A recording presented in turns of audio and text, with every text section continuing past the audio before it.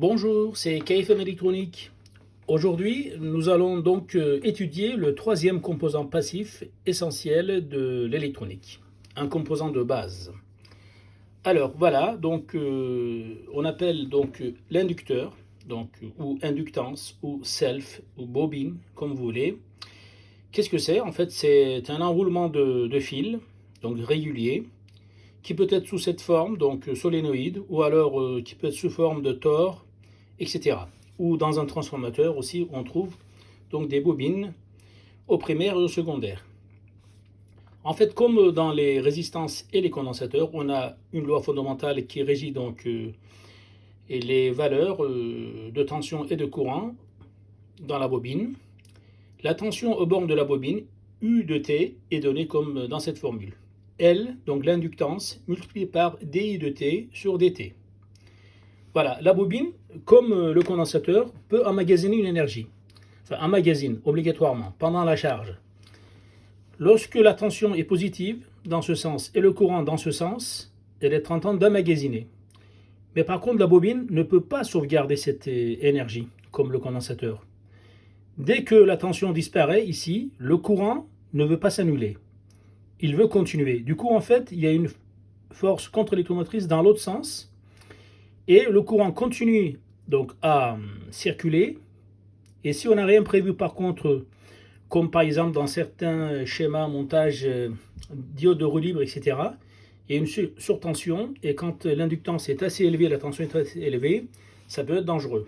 Donc, s'il n'y a pas de résistance de décharge, ça peut être dangereux lorsque cette valeur est importante. Parce qu'en fait, ça a tendance à générer une surtension, puisqu'on a brutalement coupé le courant.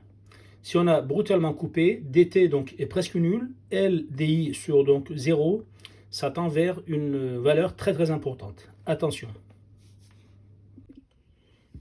Les inductances, on en trouve un peu partout. On fait beaucoup de choses avec les inductances. Voilà la plus petite bobine inductance ici, de quelques donc nano-henry, fabriquée donc par mes soins, donc par mes mains, à partir d'un fil de 0,8 donc mm² de section pour radiofréquence. Cette bobine peut s'insérer dans un circuit donc de modulation donc FM.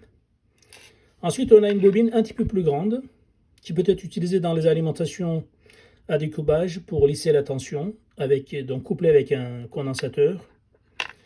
Ensuite, on a une toute petite bobine, donc déjà confectionnée, comme les résistances en fait, sous un code de couleur donc, qui ressemble aux résistances, mais ce n'est pas le même principe de déchiffrage. Ensuite, on a des bobines dans les moteurs. Donc voilà, les bobines, ici. C'est grâce au champ magnétique fourni par les bobines que ce rotor donc, tourne.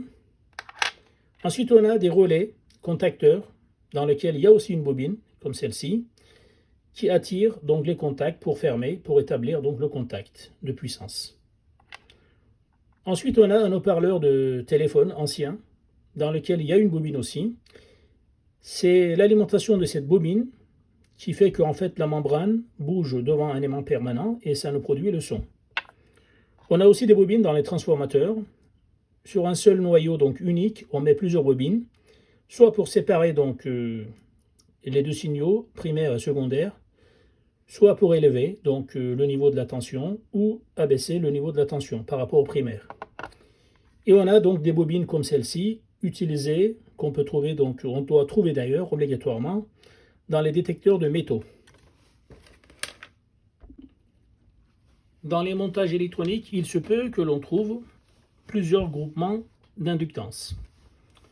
Quand elles sont montées en série, l'inductance équivalente, par exemple dans ce montage vu de A et B, est égale à L1 plus L2 plus L3 jusqu'à Ln.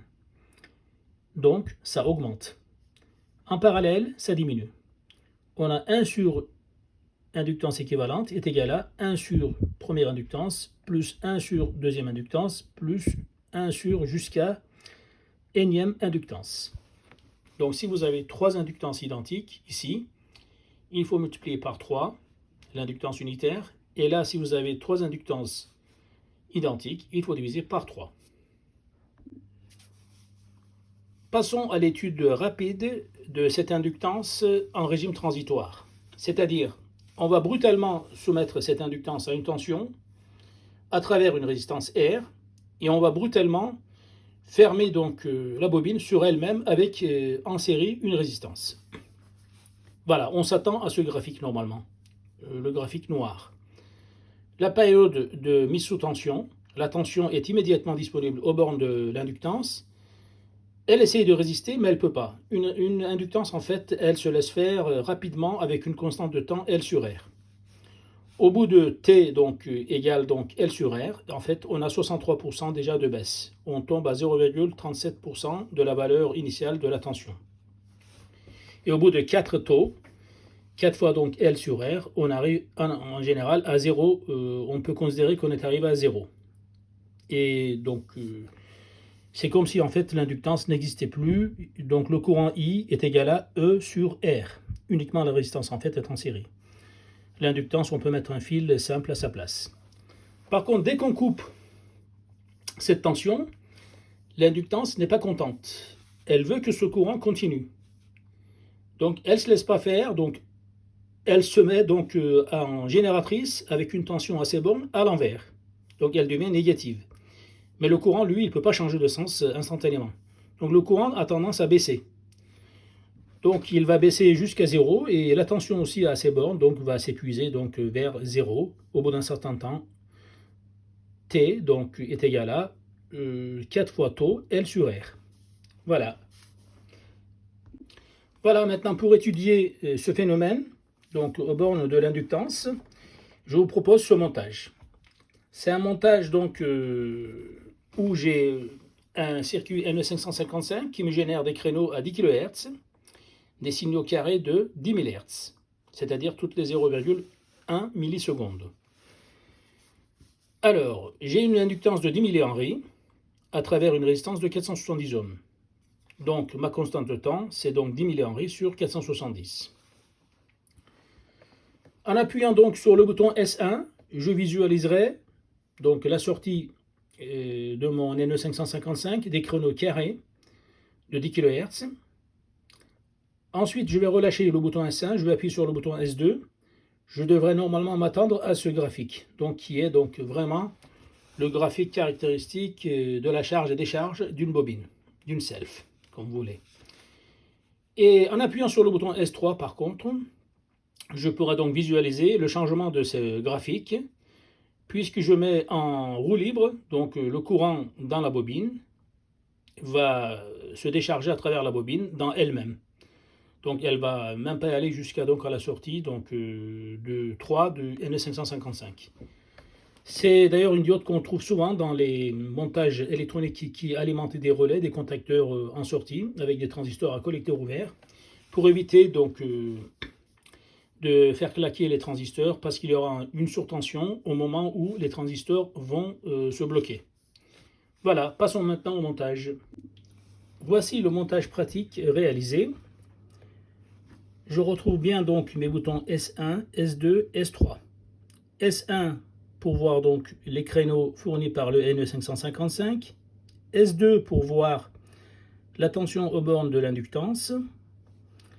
Et S3 pour mettre en parallèle donc cette diode avec cette inductance pour voir donc les conséquences sur la tension aux bornes de cette inductance. Voilà, on va passer donc au test. Le montage est alimenté. Je vais appuyer sur le bouton S1. Voilà, je vois bien mes créneaux fournis par le NE555. Ensuite, maintenant, je vais appuyer sur le bouton S2. Et là, effectivement, on a bien la courbe qu'on avait théoriquement donc tracée tout à l'heure. Voilà, donc pendant cette période, c'est la charge.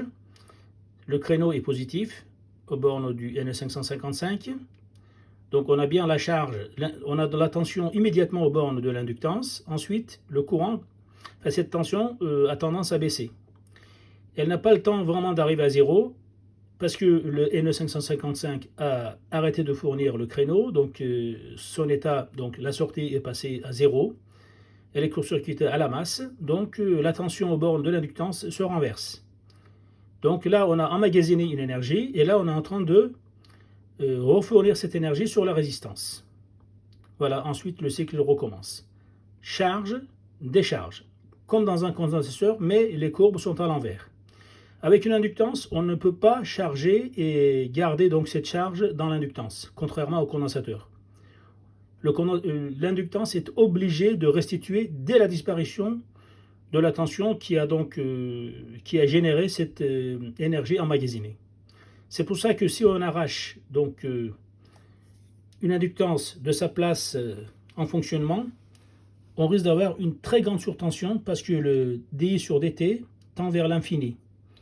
Voilà, il ne faut surtout pas faire. C'est pour ça qu'on met une diode de roue libre en parallèle avec les bobines de contacteurs alimentés avec des montages électroniques. Maintenant, on va mettre donc cette bobine donc, en court-circuit sur la diode pendant les alternances négatives.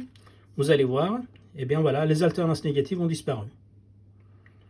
On va faire ça en direct pour que vous puissiez voir mieux. J'enlève la diode, j'ai le tout. Je mets la diode, j'enlève les alternances négatives. Voilà, donc s'il vous plaît, si ce montage vous a plu, likez-la et puis partagez-la. La prochaine fois, on va faire un résumé de tous les composants, résistance, condensateur et self. Avec les différents boutons, on verra donc la réaction avec un même signal. On va essayer par contre d'avoir des impédances, donc à peu près identiques pour que on n'a pas à changer d'échelle sur l'oscilloscope. À bientôt.